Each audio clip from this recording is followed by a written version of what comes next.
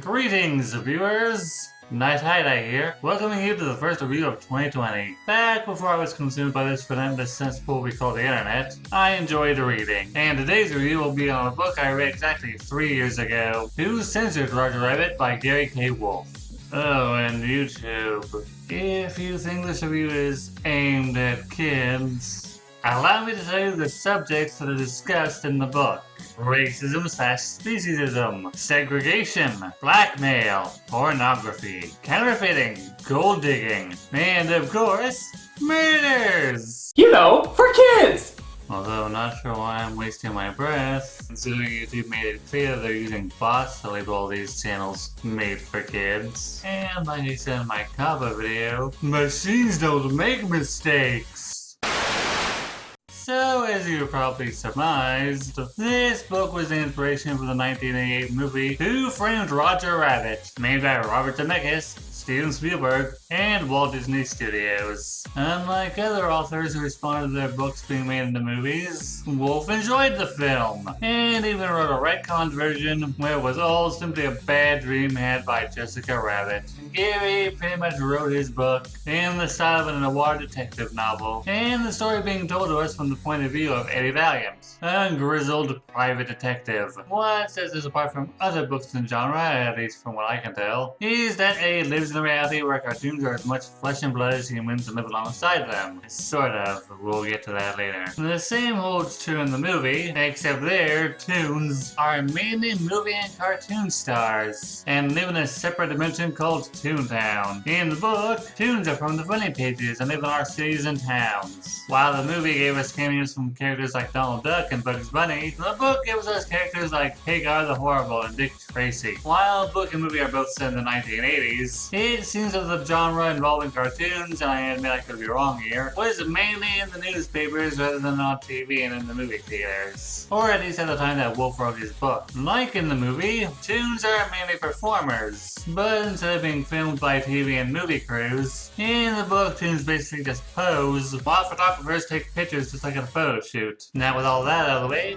let's begin. So our story opens with Eddie being approached by his client, Roger Rabbit, who wants to know why his employers, the Greasy brothers, refuse to give him his own comic strip and prefer to keep him as the second banana to Baby Herman. Eddie doesn't really want to take the job due to having a dislike of toons like most humans, but money's money and he agrees to take the case anyway. Roger's employers, Rocco and Dominic DeGreasy, say that there never was any discussion or promise of letting Roger have his own comic strip, mainly because they feel that he doesn't have the charisma to be a solo star, nor was there any discussion of selling his contracts to another studio. Though we later find out that Dominic has no love for the rabbit and would love to be rid of him, though his more business-minded brother Rocco has refused to sell the rabbit's contract every time the two have argued over it. Co-star Baby Herman, photographer Carol Masters, and Roger's ex-wife Jessica Rabbit all agree that there never was talk of Roger getting top billing or his contract being sold. Jessica even saying she thinks Roger is crazy to have entertained such interactions with the DeGreasys. After getting a consistent story from everyone he interacts with, and Roger being somewhat obnoxious by following Eddie around, claiming he always wanted to be a detective himself, Valiant is pretty much ready to declare the case closed. When he goes to Roger's house that night, however, he finds the rabbit shot dead and slumped over his banister. Going a bit further into the rabbit hole, unintended, it seems that an hour before Roger's body was discovered, Rocco DeGreasy himself was shot dead in his own house. And the prime suspect is Roger, due to having said he'd kill Rocco in a particularly loud argument in front of several witnesses. Toon investigator Captain Cleaver, a character scrapped from the movie, when the original idea was going to be making it an animated adaptation of the book, and police officer Hudson arrive and both conclude that the person who shot Rocco and then Roger was very likely Jessica. They both also tell Eddie to stay out of their investigations, which he would do so happily, except the next morning when Eddie goes to his office, he finds Roger waiting for him there. Well, sort of. This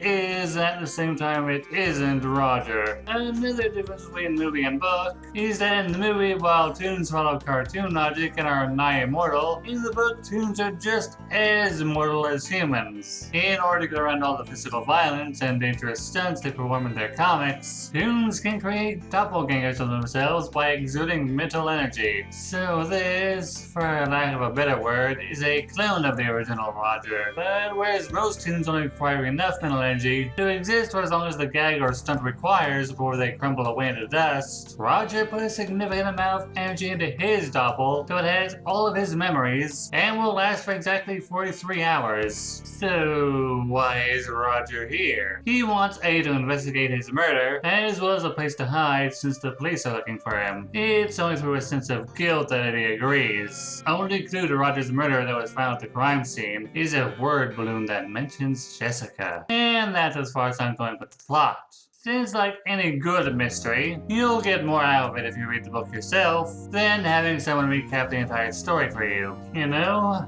I promised myself I wasn't going to make comparisons between the movie and the book, but I think by now we know that promise was broken already. So why don't we make a few more comparisons, shall we? Eddie Valiant is more or less the same character he is in the movie. A grizzled private detective who enjoys a good swig of cheap booze, enjoys attractive women, and of course, taking on a murder mystery that involves a toon. Unlike in the movie where he seems to be the only one who doesn't like toons, here Eddie's attitude suggests that he grew up in an environment where toons are very much treated as second-class citizens. Although unlike other humans, he doesn't seem to mind that toons are allowed on football teams or in the Olympics. Book Eddie is never stated to have had a brother who was his partner and killed by a toon. Again, his dislike for them just seems to be something he developed while growing up. During the course of the book, he semi-warms up to Roger, but also says several times during the story that he wouldn't mind physical harm befalling the rabbit, either through Roger provoking him or by his own actions. In the end, he does do right by the rabbit by defending him when it seems he's doomed to go poop behind bars, but then reveals he knew who the real killer was all along after going through the list of suspects, and never tells Roger until his life is about to end. I'm guessing this is in character with Eddie since he says earlier in the book he thinks that people who make their own problems should face the consequences, but that's kind of contradicted when Eddie goes out of his way to clear Roger's name. Eddie also doesn't have that much of a life-altering change in the book. There's no reason to assume he's changed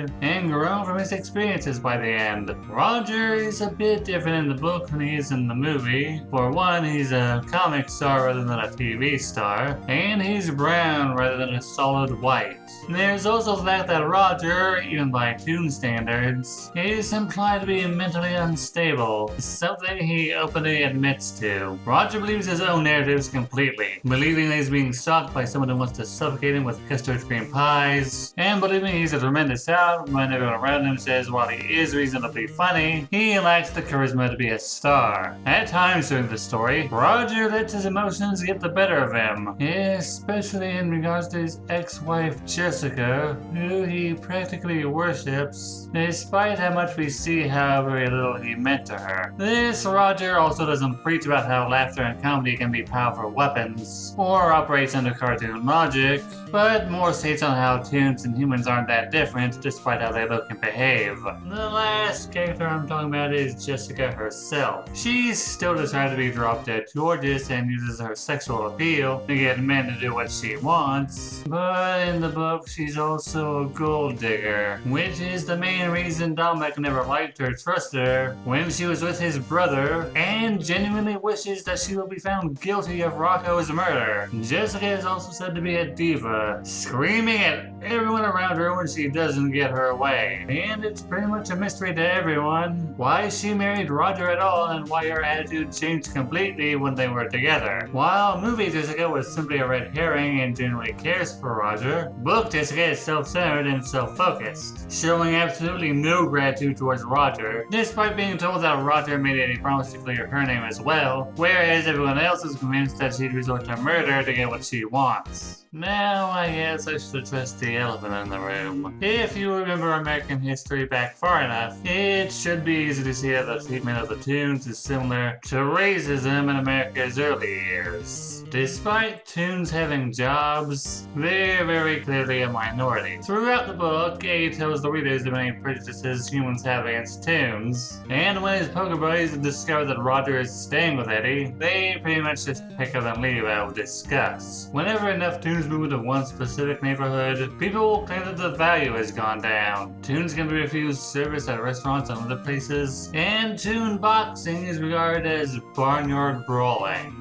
Jessica even says in her introduction chapter that there might be tribes of Toons in Africa in a very condescending manner. However, and I admit I might be the only one who came to this conclusion, it feels like this attitude is aimed exclusively at Toons like Roger, who are very blatantly cartoonish, whereas humanoid Toons like Jessica and Dick Tracy could pass for human and are thus treated with a lot more respect. So it seems all this bigotry is aimed mostly at Toons that are basically anthropomorphic animals. That being said, however, in chapter 19 we're told that a female Toon gorilla has been added to a football team, and this is treated as a progressive move, or at least that's how I read it. We also meet a Toon psychologist and a Toon college professor during the book. Granted, they're probably just allowed to perform their services only for other Toons, but we do see that Toons have jobs outside the comic industry. Since in the book Toons are basically comic stars other than TV stars, a majority of them speak with word balloons. However, humanoid Toons like Jessica have trained themselves to repress these balloons and speak normally. That being said, however, at the end of chapter 7, Eddie calls Roger up on the phone to talk with him, so I can only assume Roger has a voice in universe, and speech balloons are simply a means of visual communication, and Toons aren't mute, as was my first assumption when I first read the book. Though considering Jessica, I probably should have known that. Originally, the scriptwriters wanted to keep this aspect of the book in for the movie, but they decided to scrap it, since word balloons would most likely block characters from view. And that's because word balloons just don't simply disappear after the Toon is done speaking. No, they tend to hang around